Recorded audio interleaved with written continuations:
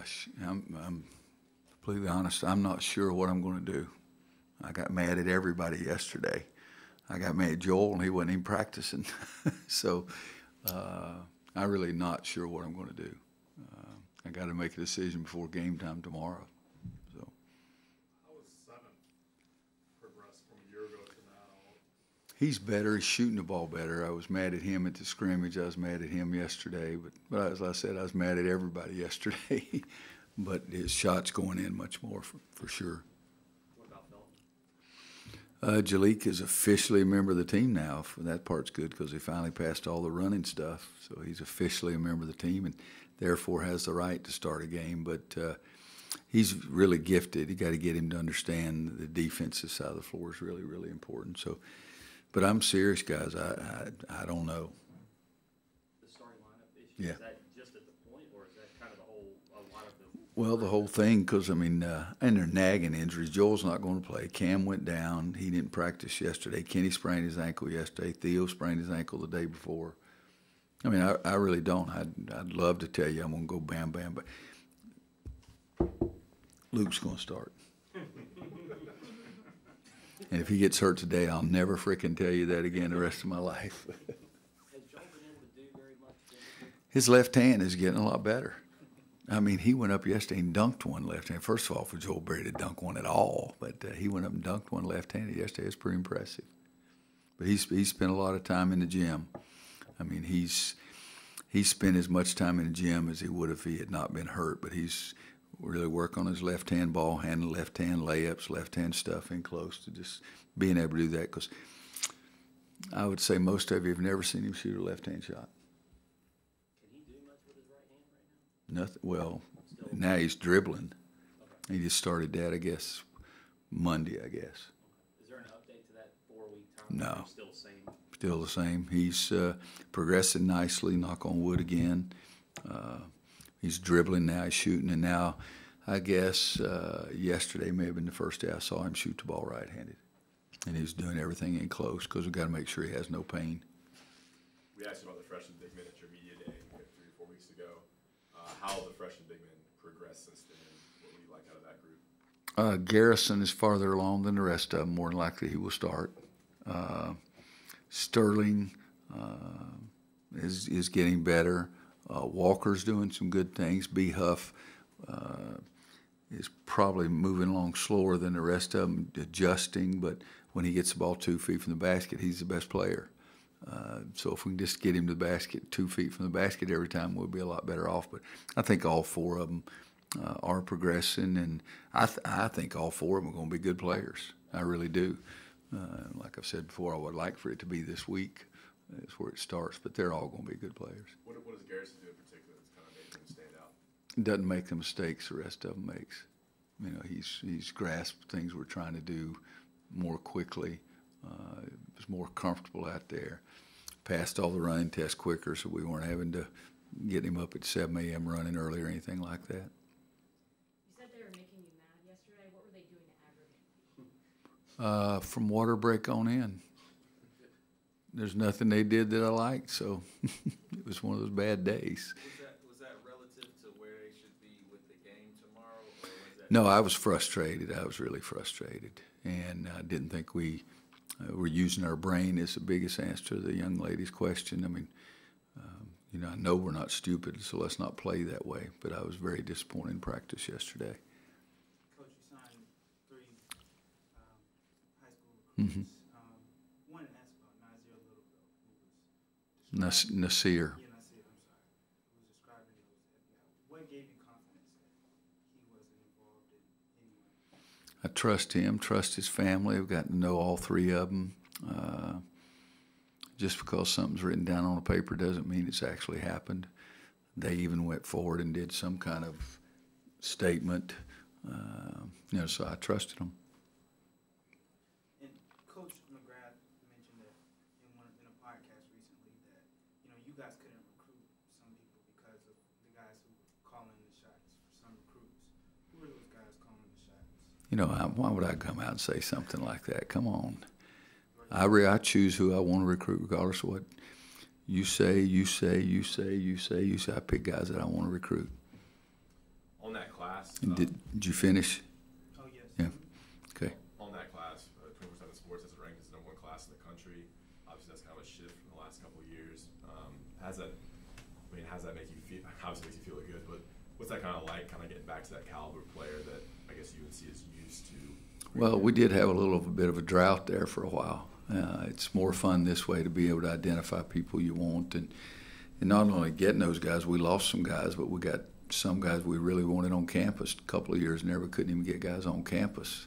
Couldn't even get them to visit. But we've been involved with some very good kids, and we really love those three we got. I'm extremely happy with them. I can't imagine at this moment anybody in the country is any happier with their three kids than the three that I am.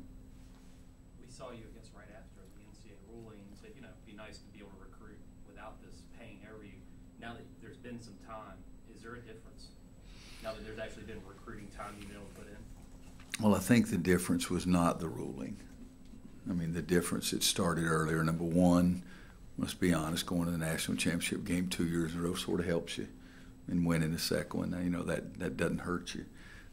That helps, number one. The fact that some of those guys were told you're never going to compete in the NCAA tournament game, and they did, gives people confidence. I think the fact that they could see closure to it, that it was all three of those kids committed to us before the final ruling, and I think they trusted us and believed us. So I think it's all three of those things. But the biggest one probably is just that, two biggest ones. We won, and we've been on the biggest stage there is for 2 years in a row, and guys see they can do that here. And then the fact that they did trust what we were saying about it. Coach, you've been at this a long time. Do you still get goosebumps? You get butterflies before the season opens? The way we practiced yesterday, I had a buckload of fear. That's what it was, a bucket load of it. But it's, I get fired up. I'm excited about it, but I'm not excited about it unless we practice better today. But, yesterday was not good. But, no, the day that I don't get excited about it, I'll call 2 or 3 of you and tell you you'll see somebody else up here, and I'll go to the golf course. Won't have a press conference or anything. I'll just leave. How much of a difference is it a year to now, as far as the experience you had back last year to where you are now?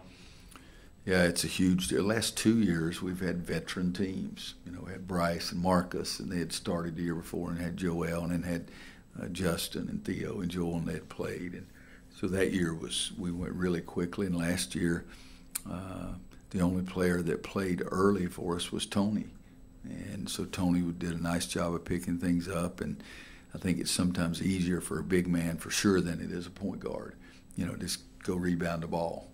That'll help you. But I think the last 2 years I've been spoiled rotten, and now somebody's getting even with me. How 7th and Jalik.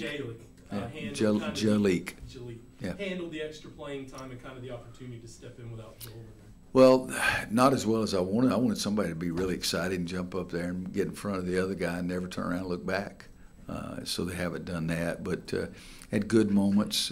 Jalik probably had more good moments in the exhibition, the jamboree that we did this past weekend. But I'm putting a load on him. I mean, Joel cannot play. It's like that old saying, he's not walking through that door with his uniform on tomorrow night. So it's been good for him, too. I had a couple of questions from some of the media who's up in Pittsburgh. Andrew Jones asked, what element of Luke's interior game has he made the most progress in since last season?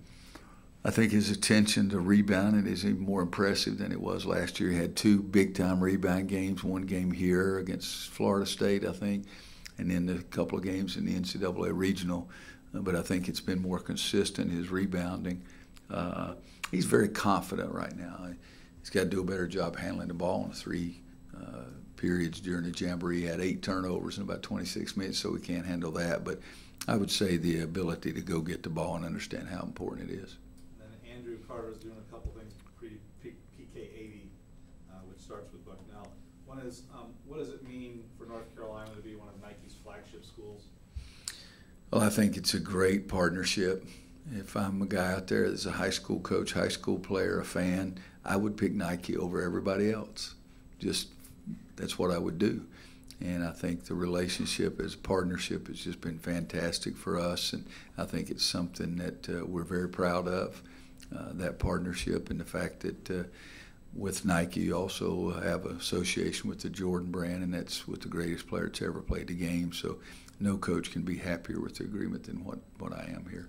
And then when you were an assistant coach in your first 5-6 years or so at Kansas, it was Converse. Mm-hmm. How has the whole shoe school partnership changed over the 40 years of your coaching career? Well, over the 40 years, it has been unbelievable, because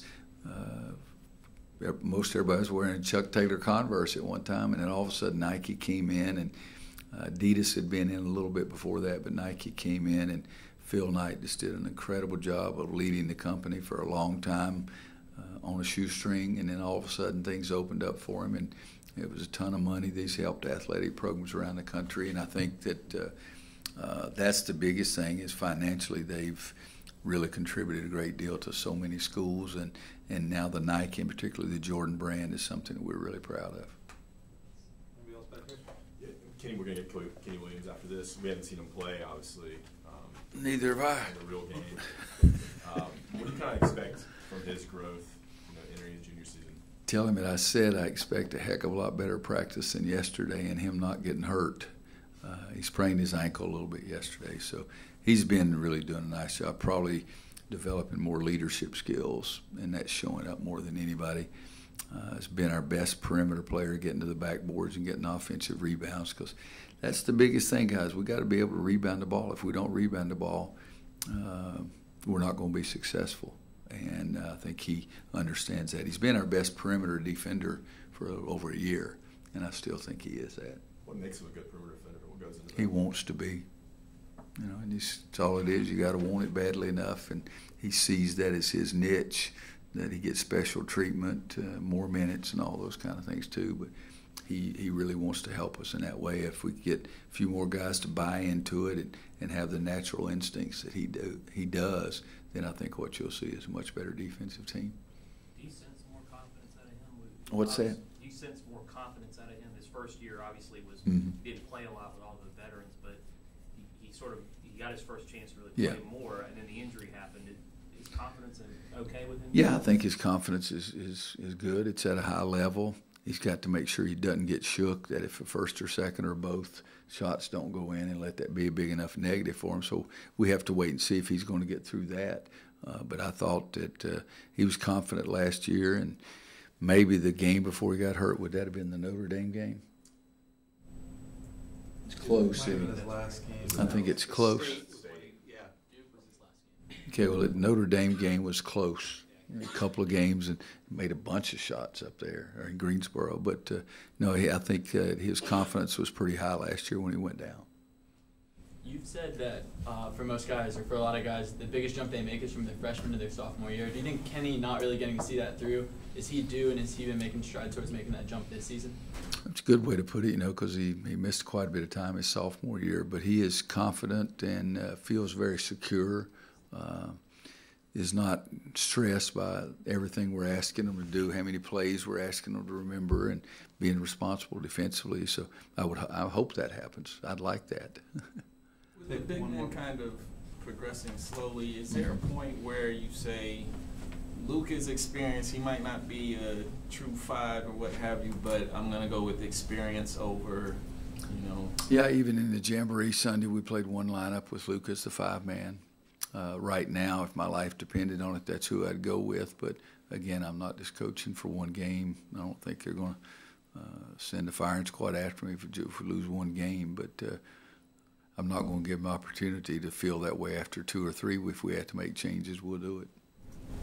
Well, and it's not that big a deal. I mean, it was a little bit different, but we went with just one big guy 2013 or 14, and we had some good results. But I think this one will be harder because the only guy with experience will be Luke, and so everybody else that came in when he had foul trouble was going to be inexperienced.